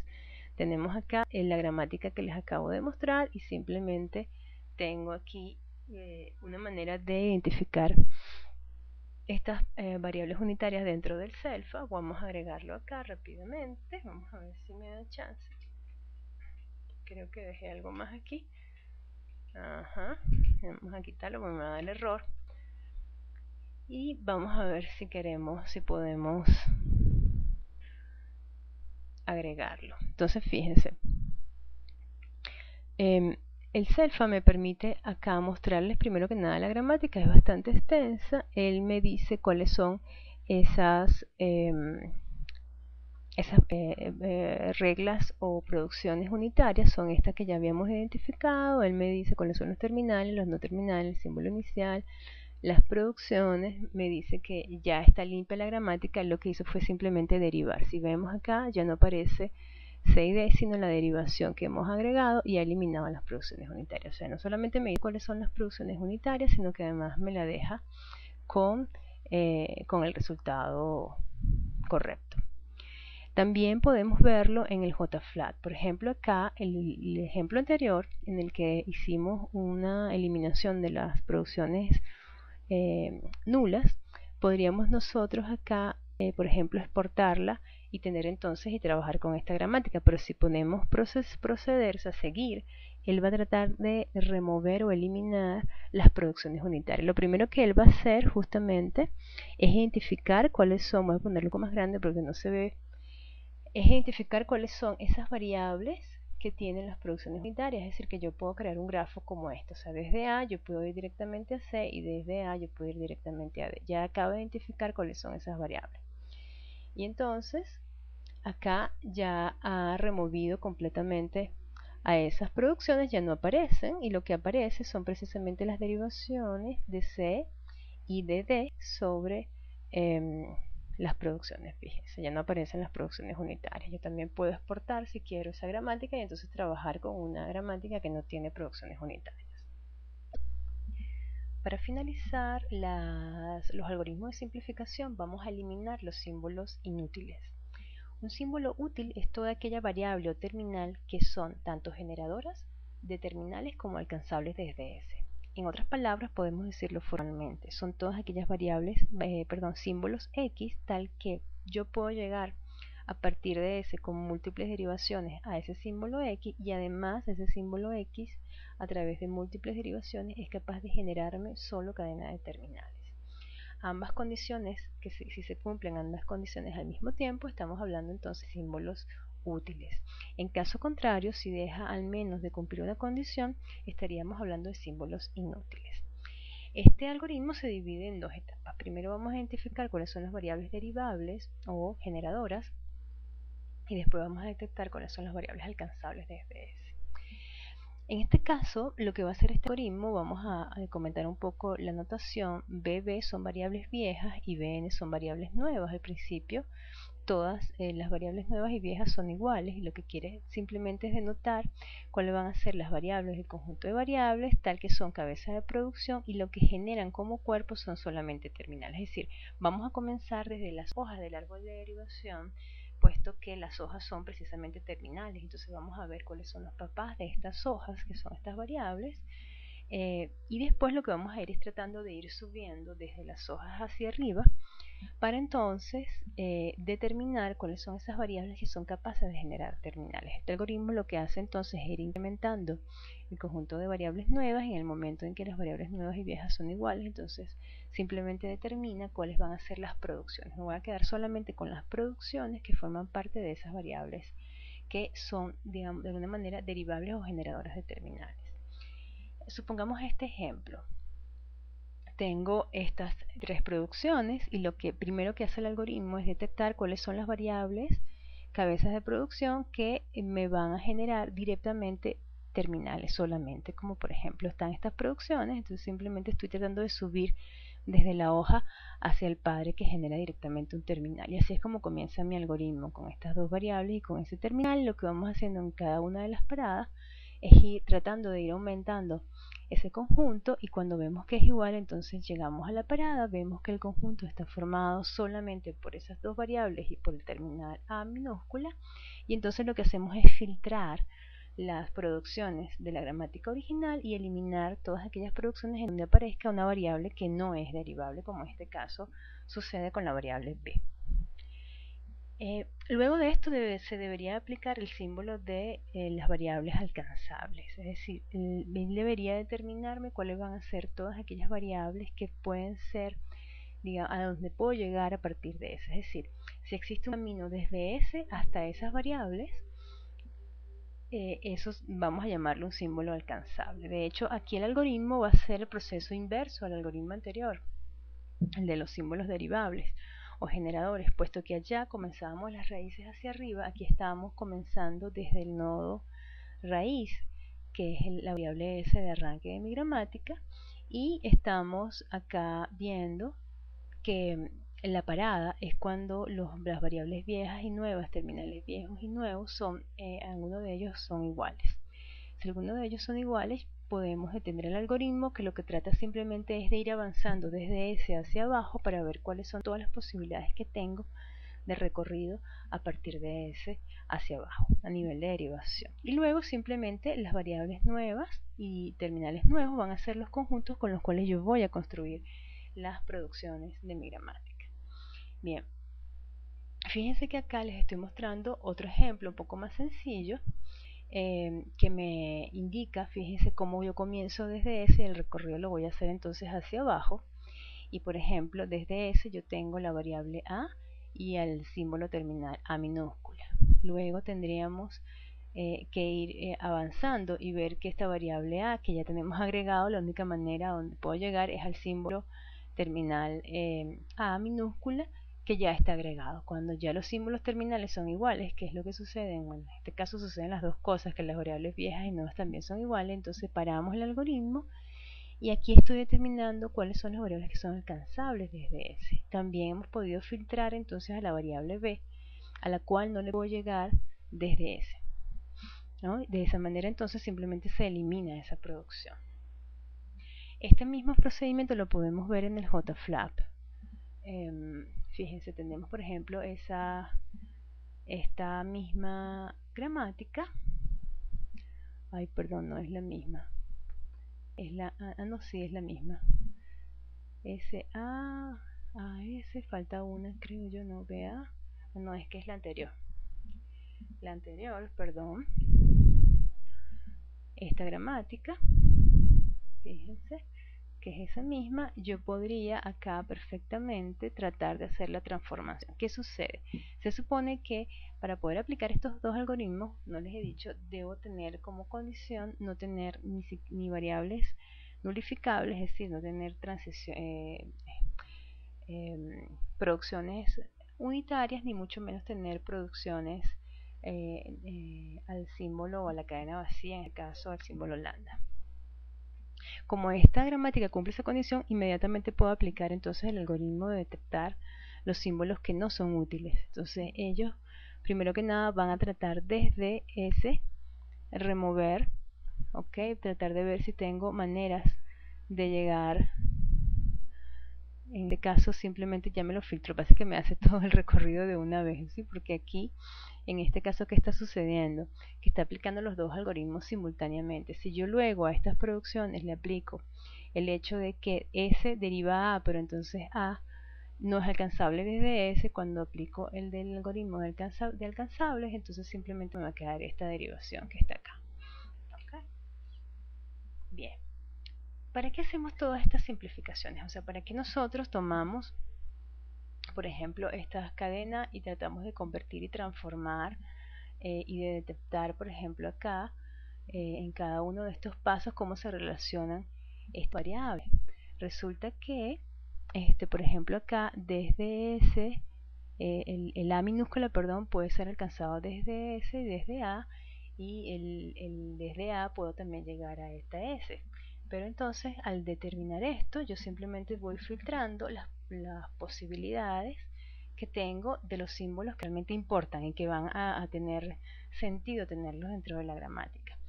Todo esto lo hacemos porque necesitamos tener gramáticas, digamos, equivalentes que tengan cierta forma, ¿okay? Es decir, que sus producciones, aunque sigan siendo gramáticas libres de contexto, la forma en la que nosotros vemos sus cuerpos son de una manera muy particular. Y vamos a tener dos formas normales, la forma normal de Chomsky y la forma normal de Graeber. Son investigadores más o menos contemporáneos del área de los lenguajes formales que desarrollaron algoritmos para transformar cualquier gramática a una gramática de la forma normal que ellos especifican. Por ejemplo, en el caso de la forma normal de Chomsky, las producciones van a ser dos variables y pues es posible que tenga dos variables o puede ser que tenga un solo terminal. En el caso de la forma normal de Graeber, vamos a tener una variable que va a estar seguida de cualquier cantidad de, perdón, un símbolo terminal A que va a estar seguido de cualquier cantidad de variables. En este caso vamos a estar formando árboles binarios, puesto que voy a tener cada vez que coloco o trato, mejor dicho, de derivar una variable, vamos a generar dos variables, de manera que todo el tiempo nuestro árbol se va a estar dividiendo en dos y voy a generar un árbol binario. Y en este caso, la particularidad de la forma normal de Graeber es que siempre que yo derive voy a agregar un terminal, puesto que es la forma cómo de todas las producciones debe ser de esta manera. Siempre hay un terminal en cada paso de derivación y eso hace que para derivar una cadena de un tamaño X vamos a tener entonces X pasos de derivación, cosa que no ocurre en cualquier otra forma normal. La forma normal de Chomsky es la primera que vamos a ver, fue desarrollada por Chomsky, que se puede aplicar a cualquier gramática libre de contexto que no tenga producciones nulas, y ella me va a generar una gramática digamos equivalente en donde las producciones van a tener todas la forma de una variable como cabeza y dos variables como cuerpo, o una variable como cabeza y un símbolo y solamente un símbolo terminal como cuerpo. Entonces vamos a tener que eliminar primero que nada los terminales, es decir, todas aquellas producciones en donde tengo terminales y no sean de esta forma, y luego vamos a eliminar todas aquellas producciones en donde la longitud del cuerpo en cuanto a cantidad de variables es mayor que 2. Y es precisamente los dos pasos del algoritmo. Primero que nada se lo vamos a aplicar solo a las variables que tengan, digamos, que la cantidad de símbolos que estén formando sus producciones sean mayores o iguales a 2. En el caso de el primer tipo de producción que queremos obtener son las producciones en donde la forma normal de Chomsky va a tener solamente un terminal. Entonces, ¿qué es lo que tenemos que hacer? Simplemente tratar de ubicar todas aquellas posiciones del cuerpo en donde el X sub i es un terminal. Si es un terminal, entonces lo que vamos a hacer es crear una nueva variable para la gramática, que generalmente se le etiqueta y se le renombra para que tenga asociación con el terminal que está representando y que él derive directamente el terminal tal como lo pide Chomsky, y entonces vamos a reemplazar x sub i por c sub a, que es la nueva variable que estamos creando, de manera que estamos expandiendo o aumentando el conjunto de variables de la gramática.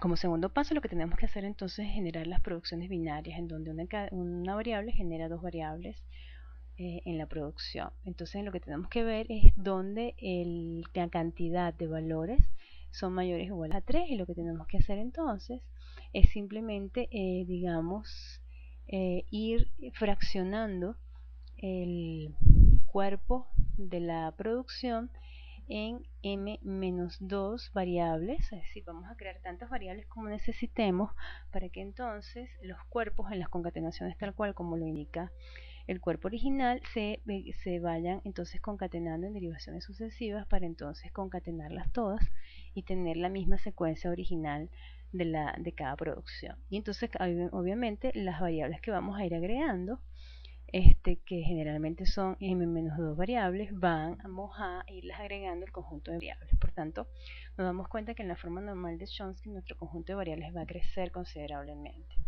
Por ejemplo, esta gramática, fíjense que esa gramática no tiene producciones unitarias, no tiene símbolos inútiles, tampoco tiene producciones nulas. De manera que a este le podemos aplicar el algoritmo que vamos a hacer. El primer paso es darnos cuenta en cada una de estas producciones donde hay más de dos posiciones por cuerpo. Si una de esas posiciones es un terminal, como este caso, creamos una variable c sub b que deriva directamente ese terminal y entonces la sustituimos por la variable, de manera que ahora tenemos dos variables en lugar de un terminal y una variable. Luego tenemos acá el mismo caso, tengo un terminal al lado de una variable, entonces se crea la variable c sub a que deriva directamente ese terminal y entonces simplemente se sustituye la a por c sub a de manera de tener ahora solo variables. Independientemente de dónde esté ubicado en las posiciones del cuerpo un terminal, sencillamente se va a sustituir por la variable que deriva directamente del terminal, tal como vemos acá, fíjense, cada uno de ellos, excepto cuando la cantidad de elementos que tiene el cuerpo de la producción es 1, como en este caso. ¿Qué pasa cuando tengo, por ejemplo, solamente un terminal? Cuando tengo solamente un terminal, justamente está en la forma normal de Chomsky, no hay que tocarlo, lo dejamos tal cual. Si tuviésemos solamente una variable, no debería estar ocurriendo, puesto que la precondición de este algoritmo es que no se tengan variables unitarias, perdón, producciones unitarias, ni símbolos inútiles, ni tampoco producciones nulas. ¿Okay? Fíjense que después del paso 1 hemos agregado dos variables a nuestra forma normal de Chomsky. En el paso 2 vamos entonces a empezar a ver que todas las producciones sean del tipo binario, es decir, que solamente pueda tener dos variables en el cuerpo. Fíjense que acá, por ejemplo, hay dos variables dejamos igual, pero en este caso hay tres variables. Como hay tres variables, las últimas dos las vamos a crear o las vamos a concatenar en una variable nueva de sub 1 y esa es la que vamos a colocar en donde iba originalmente estas dos. Lo mismo vamos a hacer, por ejemplo, con esta, en donde tenemos 2b, entonces esta 2b va a ser una nueva variable que va a ser concatenada en el lugar donde antes estaban las 2b. El resto de las producciones las podemos dejar tal cual. Entonces fíjense que tengo ahora 4 variables nuevas, que al renombrarlas, pues sencillamente me queda tal como vemos allá.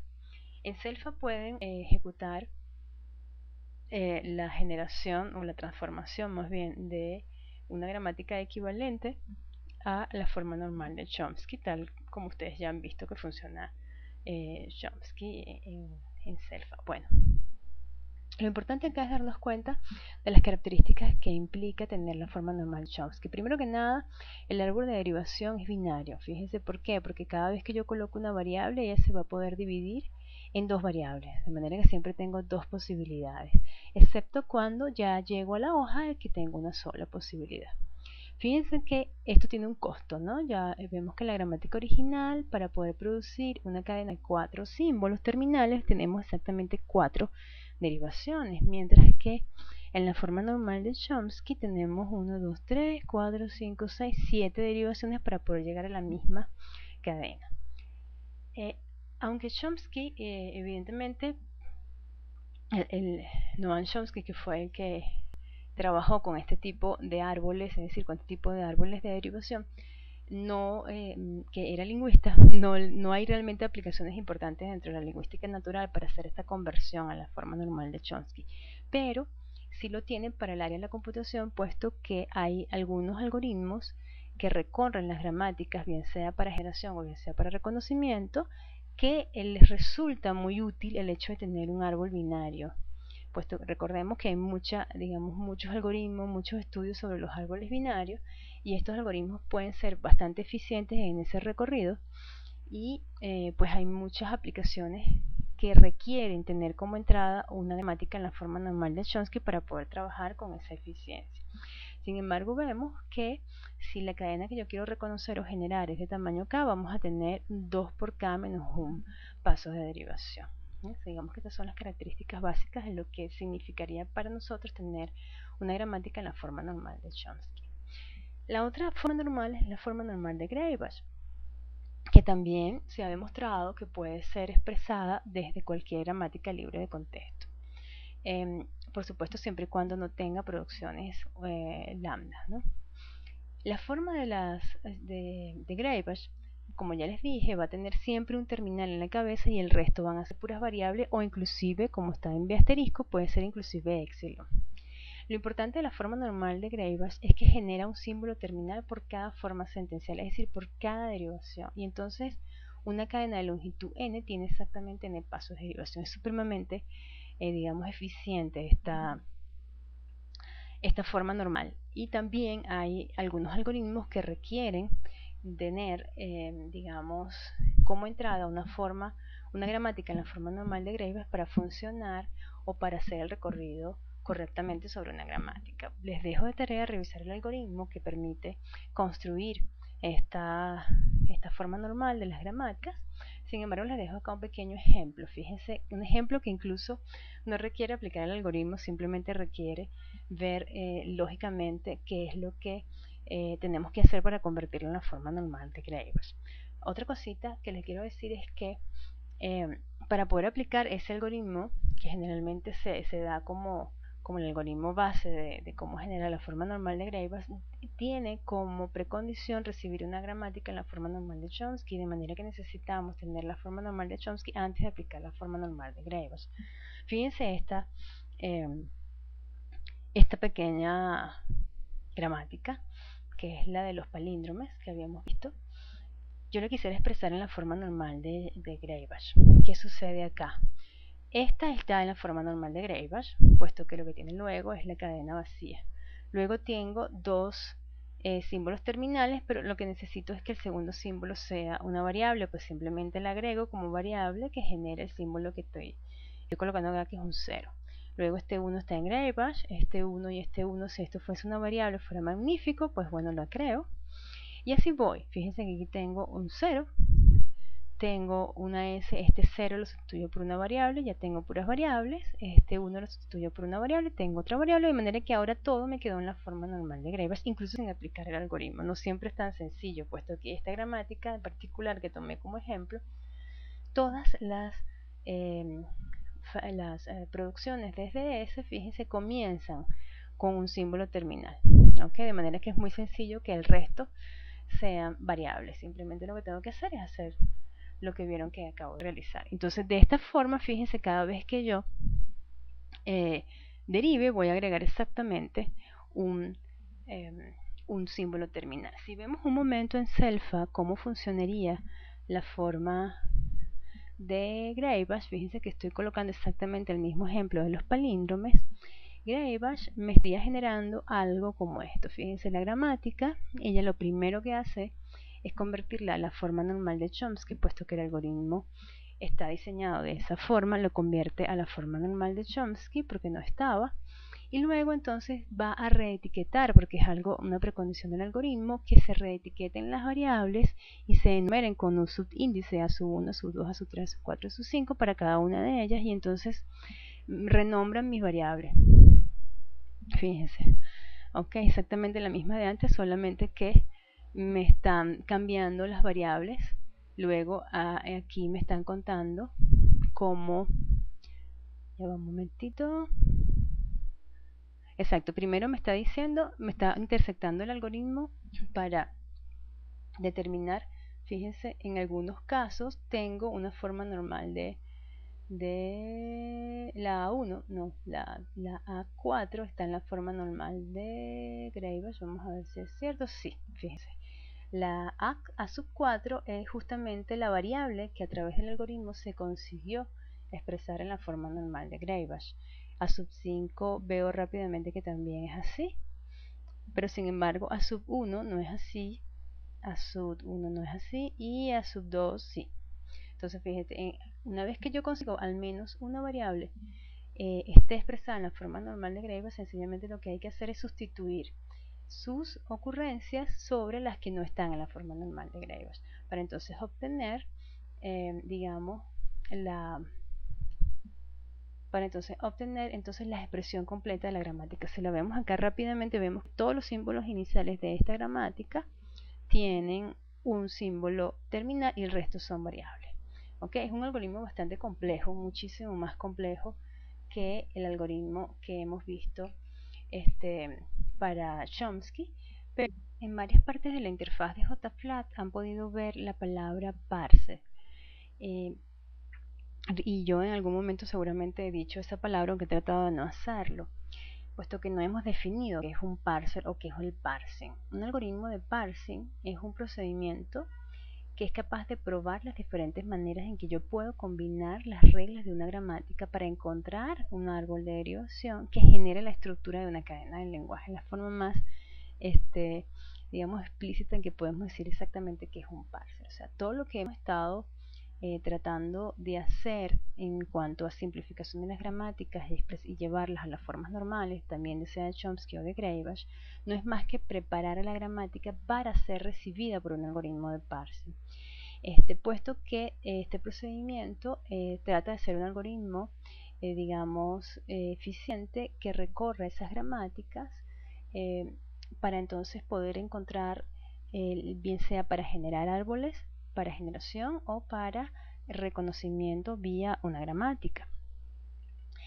Por ejemplo, en el caso del parsing en el procesamiento del lenguaje, tenemos acá una pequeña gramática muy sencilla que no pretende cubrir para nada todas las excepciones del idioma, pero que simplemente es un ejemplo en donde vemos que a nivel del lenguaje natural nosotros tenemos las reglas se clasifican en dos, digamos el lexicon, en donde estamos generando directamente los terminales. Fíjense que aquí los terminales son las preposiciones, los verbos están clasificados, pero simplemente generan directamente terminales. Recordemos que cuando estamos colocando estos símbolos de corchetes, estamos diciendo que estamos hablando de terminales, y eso se llama lexicón dentro del argot del procesamiento del lenguaje natural. Y el resto de las reglas que incluyen variables, como estas que están acá, son las reglas de producción, las reglas en este caso de cláusulas definidas, porque estamos hablando de Prolog. No sé si se han dado cuenta que son las reglas en Prolog. Entonces supongamos que yo tengo este conjunto de reglas. Fíjense que estoy diciendo yo, fíjense, S, que es por donde arranca mi gramática, es decir, cualquier oración en el lenguaje natural puede ser una sentencia nominal con una sentencia verbal o simplemente una sentencia verbal. Pero si hablamos de que es una sentencia nominal, pues simplemente es un nombre o un pronombre o un determinante seguido de un nombre. Si vamos a lo que es una sentencia verbal, pues es un verbo o un verbo seguido de una sentencia nominal o un verbo seguido de una sentencia preposicional o un verbo concatenado con una sentencia nominal y luego una sentencia preposicional. Y entonces luego la sentencia preposicional tiene la preposición en sí y la sentencia nominal. Con estas sencillas reglas muy generales, que por supuesto, repito, no tienen las excepciones, la concordancia de género y número, una cantidad de cosas que hay que tomar en cuenta a la hora de hablar de procesamiento del lenguaje natural, pero simplemente quiere ser un ejemplo de cómo estamos acá haciendo uso de unas reglas en un caso muy particular. Yo estoy abriendo acá la interfaz de Prolog. Simplemente quiero, fíjense, ver cómo el Prolog me está diciendo acá, o quiero preguntarle a Prolog, desde el símbolo inicial S, por favor dime una oración que es capaz de generar la gramática. Y siempre me genera la misma. De hecho, si vuelvo a preguntar, me vuelve a decir, Ana tiene. ¿Qué es lo que está sucediendo acá? El parsing, el algoritmo de parsing de Prolog, es un algoritmo primero en profundidad. Él está tomando la primera posibilidad que tengo dentro de esta gramática. Fíjense, la primera posibilidad es que tengo un SN, y ese SN es un nombre, y el primer nombre que tiene es Ana. Luego tiene acá un SB, y ese SB es un verbo, y el primer verbo que tiene es tiene, justamente. Por eso es que, independientemente de cuántas veces yo corra, siempre me va a dar la primera. ¿Ok? Entonces, yo tengo que saber que el parsing funciona de esa forma. Si yo quisiera tener todas las sentencias que puedo generar a partir de esta gramática, fíjense, me las empieza a generar. Y me las va a generar primero en profundidad. De hecho, me va a generar un montón. ¿Ok? Voy a un momentito a ver si lo puedo cortar. Ajá, muy bien. A ver, que siempre se me... Ay, hice algo raro aquí. Ajá, muy bien. Entonces, por ejemplo, yo pudiera tener acá, la pregunta ahora va a ser otra. ¿Quién es el que tiene? Cuando yo digo quién es el que tiene, fíjense que me está diciendo el que tiene, porque la variable está en que lo acompaña, es algo que está antes del verbo tiene, y los que puede tener son Ana, yo, tú, ella y nosotros. ¿Por qué? Porque me está diciendo, bueno, si tienes un verbo, ¿qué cosas puede estar acompañadas por un verbo? Entonces tendríamos que ver que simplemente son nombres o pronombres o determinantes. ¿Ok? Eso es lo que justamente me está colocando. Pero también puedo preguntar, a ver si lo tengo por acá, ¿qué es lo que puede hacer Ana? Ana puede tener, Ana puede amar, Ana puede hablar. ¿Ok? Y son justamente las posibilidades que tiene Ana para, digamos, para desenvolverse dentro de este idioma, ¿no? Y así sucesivamente. Simplemente les estoy mostrando las posibilidades que tengo para, por ejemplo, usar una gramática y bien sea generar o bien sea reconocer. Si por ejemplo yo tengo acá, quiero saber si la cadena Ana tiene, vamos a decir, Ana ama. Si Ana ama forma parte de este lenguaje, si lo puedo generar, él me va a decir true. Pero de repente Ana habla tú, no sé. También dice que tú. A ver, Ana ama él. Dice que falla, es decir, ella no puedo tener esta construcción gramatical dentro de esta gramática. Perdón, aquí es así, no se me olvida. Ok, entonces simplemente les muestro esto para que vean la importancia de conocer el parsing que estamos usando. Fíjense que a nivel de un esquema general del proceso de parsing podríamos ver lo siguiente. Tendríamos la gramática, que son las reglas, el diccionario, que es el lexicon, y todo eso va a entrar a un procesador que va a tomar como entrada el algoritmo de parsing, es decir, las reglas con el cual yo voy a procesar estas gramáticas y este diccionario. Obviamente ese procesador es un computador general, de propósito general, que va a tomar el algoritmo y los datos de las reglas y del léxico, y que seguramente va a tener estructuras de trabajo que va a depender del algoritmo de parsing y me va a dar los árboles de análisis o las secuencias de palabras que va generando digamos el parsing para poder hacer el reconocimiento o la generación dependiendo. ¿Qué es lo que sucede? Los parsing, los algoritmos de parsing más utilizados van, deciden qué regla van a probar y en qué orden la van a probar. Como les dije, por ejemplo, Prolog hace un recorrido primero en profundidad, toma la primera regla. Él siempre sabe que va a tomar la primera regla de cada una de las opciones que tiene. Entonces esto es simplemente una decisión de cada algoritmo de parsing. Por otra parte, cómo va a combinar las estructuras de trabajo y los diferentes parámetros. Ellos se clasifican dependiendo del tipo de recorrido que hacen sobre la gramática y sobre la derivación. Pueden ser análisis descendentes o ascendentes. Descendente quiere decir que va a ir desde el tope, desde la raíz, hacia abajo. Generalmente se usan para generación. O un análisis ascendente que lo hace al revés, es decir, va a ir desde las hojas, que se supone son terminales, y va a tratar de subir a ver si puede llegar hasta el símbolo inicial. También puede tener un procesamiento secuencial o paralelo, puede ser determinista o no determinista, o sea, dependiendo, incluso puede tener cualquier combinación de estas posibilidades. De manera que el algoritmo de parsing es un algoritmo, digamos, complejo, que requiere ciertas precondiciones para entonces aplicar el algoritmo. Aquí simplemente les enumero los algoritmos de parsing más conocidos, más famosos. Digamos que aquí hay varios que se han usado en la teoría de la computación durante varios años como la base de la teoría de lo que es un parsing, y todas ellas tienen precondiciones particulares. Por ejemplo, el de CYK es un algoritmo que requiere que la gramática esté en la forma normal de Chomsky. Cualquier otro de estos puede requerir, por ejemplo, que el algoritmo esté en una forma particular en el nivel de recursividad. Entonces, tenemos que estar muy pendientes de qué algoritmo vamos a usar, de cómo está la gramática expresada, para entonces poder usarlo efectivamente. A continuación les quiero mostrar un ejemplo de lo que significa el parsing dentro de un lenguaje como el XML, que también a su vez es un ejemplo de lo que son las gramáticas libres de contexto en lenguajes formales. El XML no es más que un lenguaje de marcado extensible que en términos de teoría de la computación pues es un lenguaje formal libre de contexto, que está formado por un prólogo y un cuerpo. En el prólogo voy a tener el encabezado que identifica qué es una XML, qué versión, qué codificación de caracteres se usa, en fin, hay diferentes cosas que debo colocar en ese encabezado, y el cuerpo debe tener por lo menos una etiqueta abierta y cerrada, una sola, que sea el nodo raíz de un árbol. Vamos a ver cómo se genera ese árbol. Vemos acá que, por ejemplo, un encabezado que tiene la codificación, la versión, que dice que es un XML, el primer nodo, que es el nodo raíz, va a ser libro y tiene el autor, el título y el precio con un atributo. Ahí vemos cómo el XML es muy sintácticamente, es decir, a nivel de reglas, cómo debe colocarse. Simplemente es que tengo el nombre del elemento y el mismo nombre del elemento con el fin, es decir, esta barrita me está indicando cuando cierro la etiqueta, y todas las etiquetas deben ser abiertas y cerradas en el orden respectivo, ¿no?, correspondiente. Y a eso se le llama elemento, y el contenido es a lo que está dentro de las etiquetas.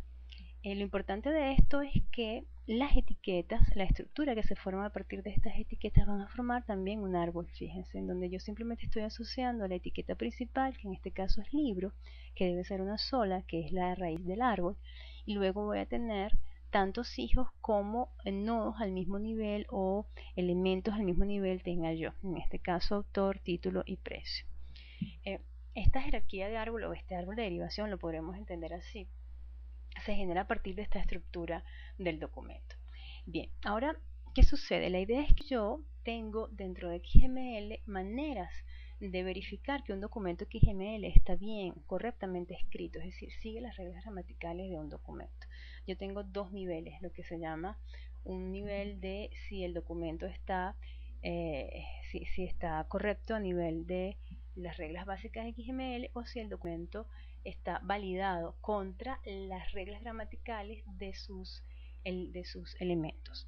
Eso quiere decir que yo necesito especificar cómo son sus elementos y cómo se relacionan, y eso lo hago a través de reglas gramaticales, es decir, especifico la estructura de esos elementos o de esas etiquetas, cómo se relacionan, cómo están anidadas entre sí a través de una gramática. Esa gramática la puedo expresar a través de archivos como un DTD o un esquema.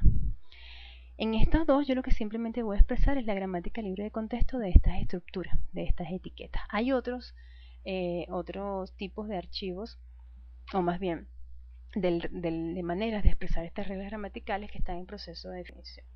Bien, por ejemplo, si yo estoy diciendo que un libro para mí no es más que va a comenzar con el nodo raíz, libro, lo abro y lo cierro, y luego de eso puedo tener cualquiera de estas combinaciones. Fíjense que acá estoy diciendo que siempre voy a tener este orden B, C, D, E, F, G, pero acá puedo prescindir de la H. Eso quiere decir que la H es opcional, y la H no es más que otra característica que le quiero agregar al libro, ¿no?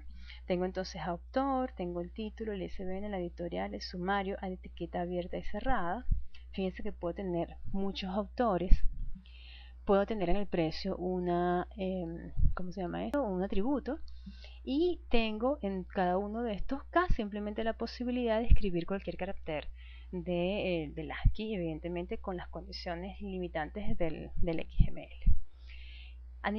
Esto es a nivel de lo que sería una gramática libre de contexto para expresar qué es lo que yo quiero colocar dentro de mi XML, pero a nivel de la tecnología XML necesito traducir eso a un DTD, que es por lo menos este ejemplo que le estoy trayendo acá, que me está diciendo que el libro, que es el nodo raíz, va a tener esta secuencia ordenada, es decir, una concatenación de todo esto. Esto quiere decir que puede tener más de un autor, y simplemente me está diciendo, por ejemplo acá en el caso del precio, que puede ser o que requiere un atributo moneda, y la otra cosita que habría que destacar es este símbolo que está acá, que me está diciendo, no es más que una expresión regular, si lo ven, que me está diciendo que puedo tener 0 o 1 ocurrencias de esa etiqueta. ¿Okay? En el caso del esquema es un poquito más complejo porque se expresa justamente en XML. De hecho usa un esquema de nombres, un namespace que se llama un espacio de nombres para los esquemas, y entonces simplemente me está diciendo el libro, que es el nodo principal. Fíjense, simplemente es una secuencia de autor, de título, ISBN, de la moneda, de otros. Claro, me dice, la ventaja del esquema es que me permite decir si es un string, si es un número, etcétera, ¿no? Un poquito más complejo, pero al final es simplemente la traducción, cómo expresar la gramática libre de contexto que les mostré al principio en términos de la tecnología XML. ¿Cuál es la ventaja de tener esto? La ventaja de tener esto es que yo tengo el procesamiento del parsing o de la transformación, y entonces cuando viene el contenido en XML donde están los datos que yo quiero procesar, primer parsing que se ejecuta va a chequear que las reglas mínimas para que sea un documento bien formado sean válidas. Luego, como tengo la estructura específica, es decir, la gramática, que no la estructura que yo quiero expresar en ese XML, bien sea por un esquema o bien sea por un DTD, ese mismo parsing me permite chequear que el contenido está bien estructurado, es decir, que está correcto desde el punto de vista del orden de las etiquetas, del alineamiento de las etiquetas, etc. Luego tengo otros lenguajes como por ejemplo XSL, CSS, que me permiten darle una transformación a este XML una vez validado contra la estructura, y efectivamente sea correcto. Estos archivos me permiten a mí transformarlo y generar una salida, por ejemplo HTML, que es lo que comúnmente vemos en la web. La ventaja de tener XML es que yo puedo, primero que nada, tener un procesamiento seguro. Yo lo primero que hago contra el XML es chequear si está correcto, y eso lo hago contra la gramática que está expresada en DTD o en XSL. Y luego ese procesamiento es muy versátil, pues me permite no solo generar una salida, sino múltiples salidas según el requerimiento que yo tenga. Entonces, a una misma información yo le puedo dar todas las salidas de diferentes tipos que yo necesite, que yo requiera. Este, en la práctica nosotros vemos cómo, por ejemplo, el navegador puede ser perfectamente un parser, ¿ok? O ejecutar un algoritmo de parsing sobre, por ejemplo, algo como un algoritmo de ordenamiento o de transformación como el XSL sobre un XML. También lo puede validar, ¿ok? Es decir, yo puedo hacer lo mismo en lugar de incluir el XSL o el DTD, y cualquiera de estos parsers, simplemente estoy nombrando algunos de ellos, pudiera funcionar y permitirme, por ejemplo, dar el XML, dar el DTD, dar el XSL y entonces obtener primero la validación y después la transformación. Como pueden sospechar, cualquier lenguaje formal que usamos en el mundo de la computación puede entonces ser modelado o sí expresado a nivel gramatical, es decir, de su estructura sintáctica a través de una gramática libre de contexto, y por tanto usarla bien sea para generar como para reconocer, puesto que podemos agregar un algoritmo de parse que así lo permita. Pero en este caso quiero traerles un ejemplo que quizás no es muy común para ustedes. Es el ejemplo de los sistemas de Lindenmayer, o también conocidos como L-sistemas. Estos sistemas son gramáticas formales de derivación paralela, a diferencia de lo que ocurre en Chomsky. Ya vamos a ver por qué se diferencian, que fueron creadas originalmente para, de alguna manera, digamos, modelar cómo es digamos, el comportamiento de la naturaleza en cuanto al crecimiento, en cuanto a cómo se desarrollan los seres vivos, y tiene mucho que ver con lo que son los fractales, es decir, cómo se asocian o cómo se puede modelar o representar el crecimiento de los microorganismos, de las plantas, etcétera. Y gracias a estos estudios, de hecho les dejo aquí un tutorial muy interesante sobre lo que es los fractales y los sistemas y los L-sistemas, para que lo revisen. Pero vamos a ver la diferencia entre Chomsky, es decir, entre las gramáticas generativas y los sistemas de Lindenmayer. Son gramáticas, pero en particular las gramáticas de Chomsky, si recordamos, primero que nada siguen una secuencia para aplicar las reglas y se aplican una a una, es decir, cada paso de derivación es independiente del siguiente. Otra parte que es importante acá es que hay símbolos a los que no se le pueden aplicar reglas, que son los símbolos terminales. Sabemos eso, ¿verdad? También sabemos que los demás símbolos no pueden estar en la expresión final. Es decir, es imposible pensar que yo tengo una cadena que pertenece a mi lenguaje que contenga símbolos no terminales, es decir, que contenga variables. Mientras contenga variables yo puedo seguir derivando y por tanto llegar entonces al final a tener solamente terminales y pensar entonces de que contenga una cadena. Otra característica de los gramáticas Chomsky es que el símbolo por donde yo comienzo es el símbolo inicial, es el símbolo S, por donde yo comienzo a analizar o construir. Otra cosa es que lo que obtengo al final solamente está compuesto por terminales, como ya hemos dicho, y que las palabras intermedias no pertenecen al lenguaje. En cambio, en los sistemas Lindenmayer las cosas van a cambiar un poco. Primero, se han aplicado las reglas a todos los símbolos de cada palabra simultáneamente. Aunque es decir, pueden haber, digamos, las derivaciones son simultáneas, pues a diferencia de esta que es paso a paso, y unas son independientes de la otra. Por otra parte, es importante que yo agregue algunas reglas para la transformación, por lo que hay que distinguir entre los símbolos terminales y los no terminales, y siempre se puede seguir derivando, puesto que una cadena puede contener variables, y entonces siempre puedo continuar la derivación, pero lo importante es que esas cadenas intermedias que voy generando en cada paso de la derivación o en las derivaciones simultáneas también pertenecen al lenguaje, a diferencia de lo que ocurre en Chomsky.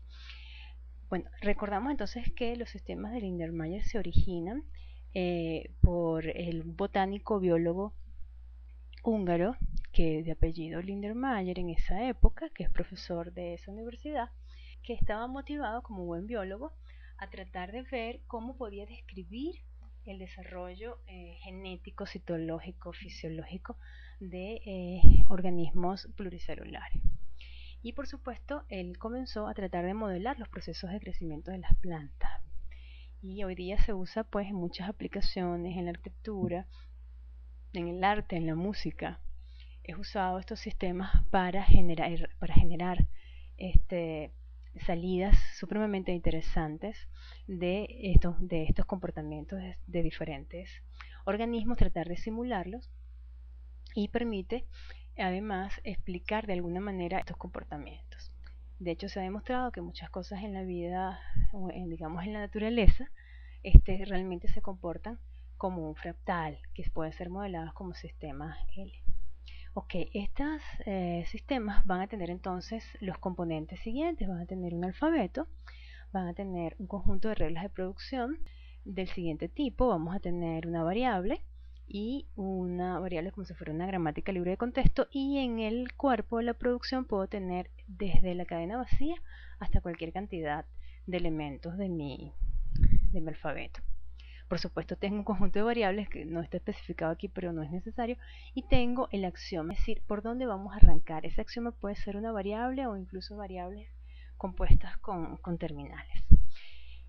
Vemos acá un ejemplo de un sistema que genera un conjunto de cadenas AB, o sea, formadas por el alfabeto AB, pero en donde el número de símbolos B va a estar representado por la serie de Fibonacci. Fíjense cómo es el sistema. Tengo las variables del alfabeto, o los terminales, en este caso AB, y las siguientes reglas. Desde A voy a B y desde B voy a B.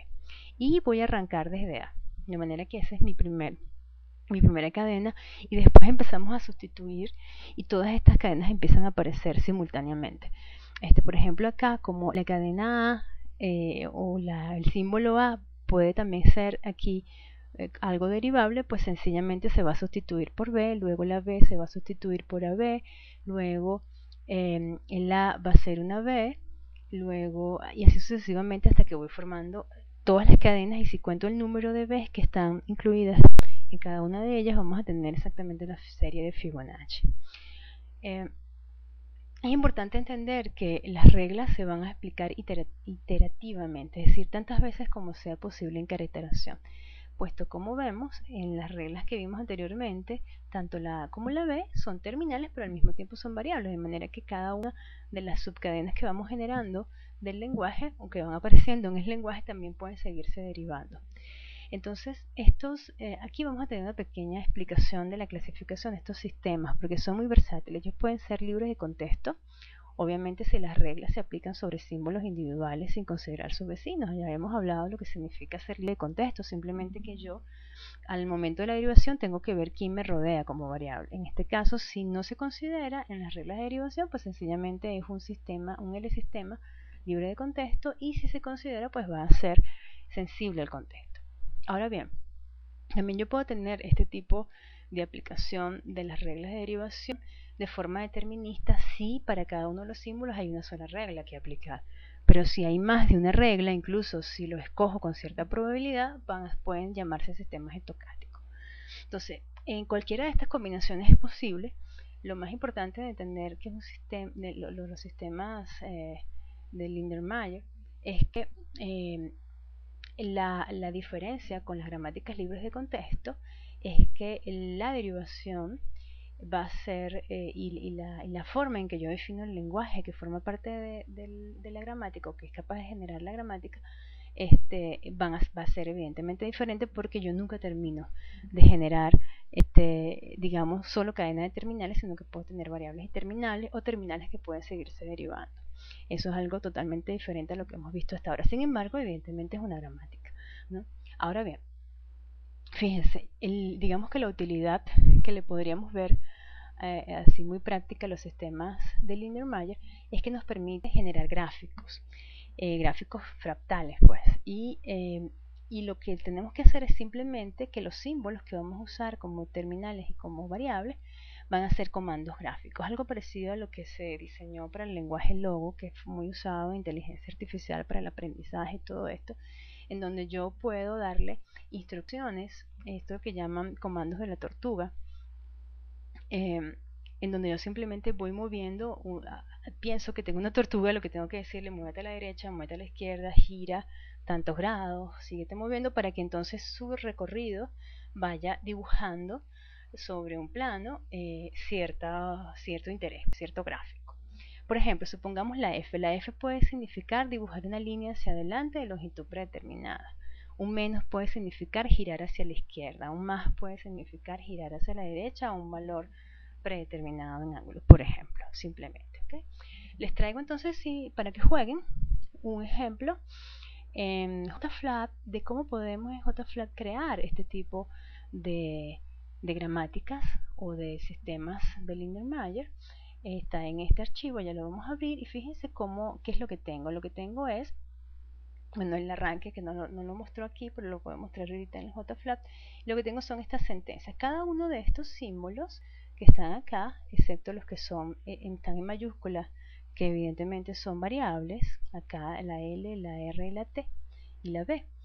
El resto, la colita de cochino, el símbolo de los corchetes, el más, el menos, el porcentaje, el arroba, estos son símbolos que maneja internamente el JFlat y que no son más que instrucciones gráficas. Estos son parámetros que me permiten definir varias cuestiones que tienen que ver con el gráfico. Por ejemplo, el color que tienen las rayas es marrón y el color con el que formo estos polígonos es un verde. Ahora bien, si nosotros vamos a la ayuda del JFlat, al tutorial, podremos ver, por ejemplo, lo que les estoy diciendo, qué significa cada uno de esos símbolos dentro del lenguaje que maneja en este caso el JFlat para especificar movimientos del gráfico, ¿no? Tenemos también los parámetros posibles que puede tener, el ángulo, una cantidad de cosas. Bien, ese ejemplo tengo acá. Vamos a ver dónde está. ¿Dónde estoy? Es este, creo. Ajá, es este que está acá. Fíjense que lo que tengo es el axioma, es decir, por dónde va a arrancar mi gramática. Fíjense que la gramática o la generación tiene desde variables, no necesariamente la variable inicial, tiene varias cosas y tiene además símbolos que son considerados terminales y que tienen una interpretación en el lenguaje gráfico que JFlat está manejando. Y lo que tenemos que hacer es ir simulando, o sea, que hay derivaciones, ¿no? Por ejemplo, en este caso, lo que está sucediendo es que está derivando B por todo su cuerpo, de manera que cuando voy a activar el sistema se empieza a hacer la derivación. Fíjense cómo empieza a aparecer a nivel gráfico, digamos, las hojitas del árbol que va creciendo y cómo él, pues sencillamente es un fractal. Y incluso yo puedo aquí, vamos a poner un poco más grande, yo puedo aquí, si quiero achicarlo, puedo rodarlo, ¿sí? Puedo hacer realmente muchas cosas, jugar con él, es decir, para que se entretenga. Este tipo de cosas son hoy día muy usadas en arquitectura para ciertas, sobre todo a nivel externo, de ciertas monumentos, digamos, de carácter público, se usan mucho estructuras que son generadas a partir de fractales con algo por el estilo.